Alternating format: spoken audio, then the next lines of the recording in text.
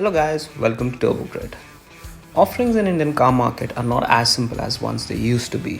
A lot of manufacturers have entered this growing market, and with their multiple products, our market seems quite overcrowded. There are different sizes of hatchbacks, sedans, SUVs, compact, subcompact, and for a buyer, it gets really difficult to find the right car for themselves.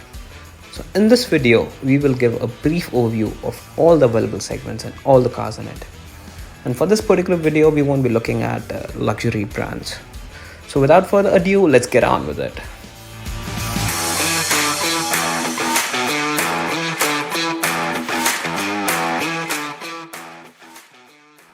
First, we have entry-level hatchbacks, the A segment. These are the cheapest cars available in the Indian market, and they are smallest as well. The first car that we have in this segment is Alto, and it's a legendary car itself. It's been around 20 years since it was first introduced in our market. It is the cheapest car as well. Next we have is Espresso, which is just another offering by Maruti. It packs in a little more features as compared to Alto and is slightly expensive as well. Next we have Redigo, which was recently been updated. And the last but not the least, Renault Kwid. This car has made a name for itself. It's the longest in the segment, around 3.8 meters, and it packs in a good amount of features. None of these cars are available in diesel, and CNG is available as an option only with Maruti cars.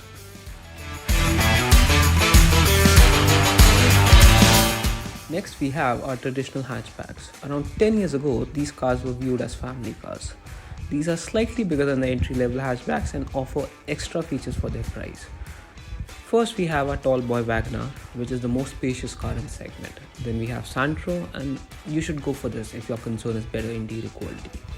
Then we have Celerio by Maruti, which is an old car and hasn't been updated for a while. We think this should be discontinued. Lastly, we have Datsun Go and Tata Tiago. Tata Tiago was the first product of Tata 2.0. Also, none of these cars are available in diesel, and CNG is an option only with Maruti and Hyundai.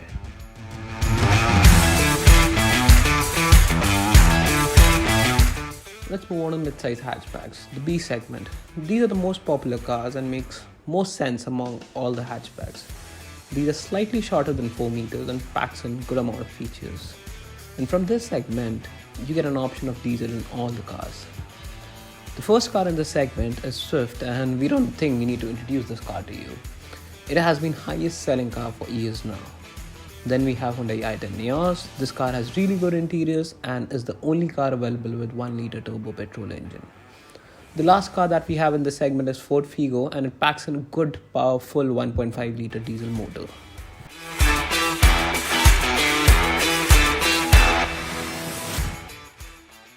The last we have are the premium hatchbacks. These are the most expensive hatchbacks, and they are around 4 meters of length. The first car that we have in this segment is Maruti Baleno, which is the highest selling car in the segment. Then we have Toyota Glanza, which is nothing but a Maruti Baleno with a Toyota badge. Then we have i20. i20 is the most expensive car in the segment, but it comes with a lot of features as well. Then we have a Tata Altroz, which is also a good competitor. Then there's Polo, which is actually a 10-year-old car. And lastly, we have Honda Jazz.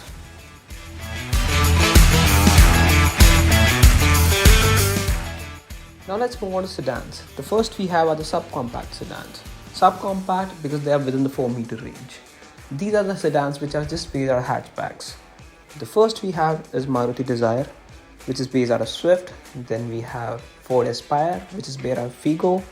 Then we have Amaze, which is based out of Honda Brio, which doesn't come anymore. Then we have Tata Tigor, which is based out of Tata Tiago. And the last we have Hyundai Aura, which is based on i10 Neos.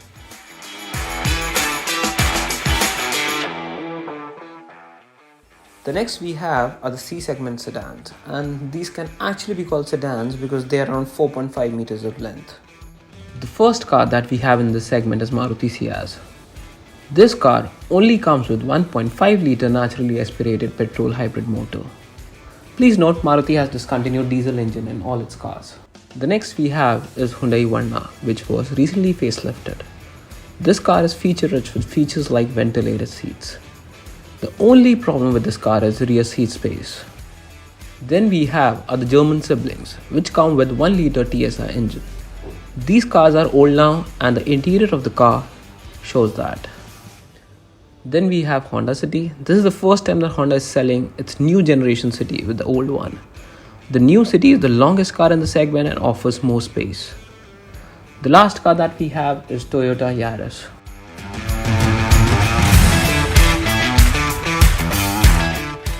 The last we have are the D segment sedans, also known as the dying segment, a segment which once had a number of offerings is now only left with one car. Excessive demand of SUVs in our country has led to declining sales of these premium expensive sedans. After Honda Civic was discontinued recently, the only car that we have left in this segment as of now is Hyundai Elantra. Skoda is also planning its launch of facelifted Octavia. We believe it will be overloaded with features.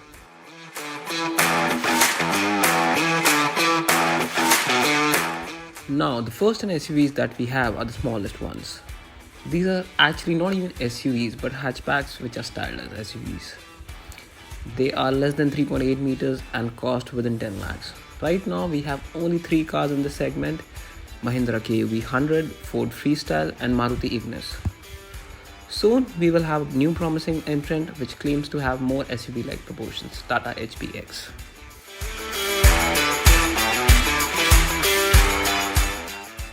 Let's now move on to the most crowded segment in the entire Indian car market, subcompact SUVs, because they are within the 4-meter length and enjoys the tax benefit. With a total of 10 products, this segment is the highest growing segment in the Indian car market. Now let's start with the car which created this segment, Ford EcoSport. Old but still retain its properties and bang on. Next we have Maruti Brezza and its ripoff Toyota Urban Cruiser. Though they have a good SUV stance, but the interiors are dated and they lack a lot of features as compared to the competition. Then we have the Korean siblings Hyundai Venue and Kia Sonet. And if you're looking for a good quality cabin and a feature-packed car, then these are the cars you should go for. Next we have Tata Nexon and Mahindra XUV 300, best in terms of safety and drive. Also we have Honda WRV which shares a platform with Honda Jazz. Last, we have the latest and the cheapest entrants in the segment, Nissan Magnite and Renault Kiger.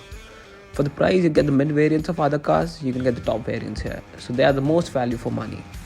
Also, we are including Mahindra Thar in the segment. Although it's a much bigger and expensive car than the rest of the cars, but it falls within the 4-meter.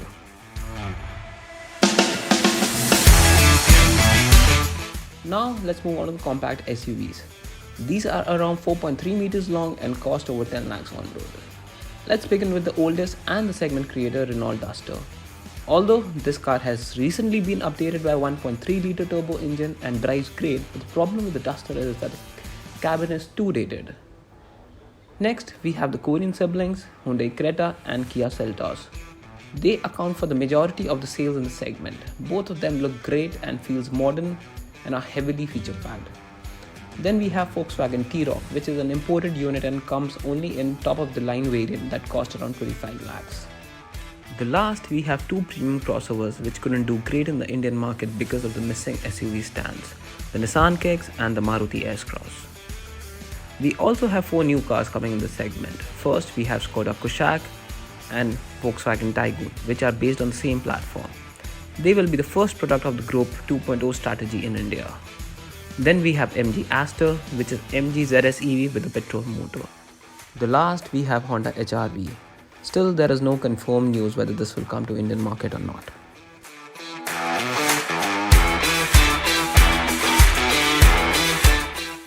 Let's now move on to the mid-sized SUVs which are available in 5-seater configuration. These are around 4.6 meters long and cost over 15 lakhs. First, we have MG Hector and Tata Harrier. These 2 cars are the cheapest but the longest cars in the segment. Next, we have more premium Jeep Compass and Hyundai Tucson. And then we have the latest and the most expensive entrant in the segment, Citroën C5. This will be coming with only 2-litre diesel engine. Soon, we will also have the facelifted Taygun by Volkswagen.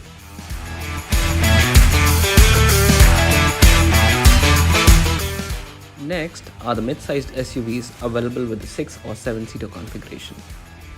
Here, first we have Tata Safari and MG Hector Plus, which are extensions of Tata Harrier and MG Hector. Then we have Mahindra XUV 500 and Mahindra Scorpio, which will be updated by the latest generations in this coming year.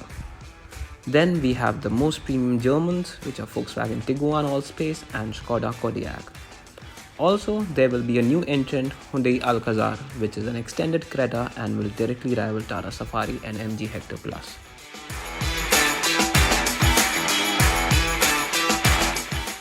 Last, we have full-blown SUVs. These are more than 4.8 meters length and cost around 40 lakhs. They are the meanest looking vehicles on the road. First, we have the most popular car in the segment, Toyota Fortuner. And this is the only car in the segment which comes with a petrol engine. Then we have Ford Endeavour, which also has been there for a while. The next two cars are fairly new, MG Gloster and Mahindra Altis G4. With over 5 meters length, MG Gloster is the biggest car in the segment.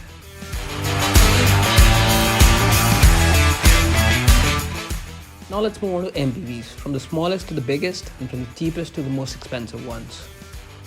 Often, consumer confuses MPV with SUVs, but they are quite different. An MPV is more like a van, where the purpose is to provide maximum space in the car. That's why they have a small dipping bonnet just like a hatchback and not a muscular stance like an SUV.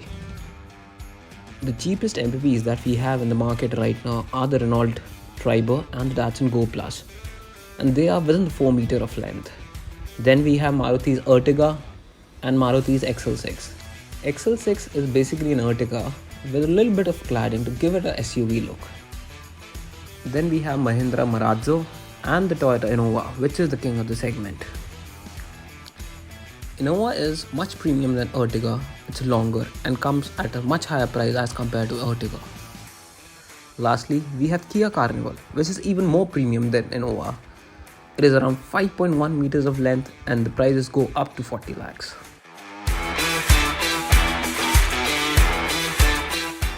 Now let's talk about EVs. As of now, we have 3 cars in the Indian market. One is Tata Nexon, then we have MG ZS, and third we have Hyundai Kona. These cars are slightly more expensive than the regular cars. Tata Nexon starts at around 16 lakhs, whereas the other two starts at 25 lakhs, which are a segment above Nexon.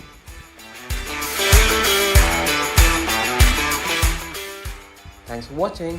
Remember to like, share and subscribe, and don't forget to hit the bell icon.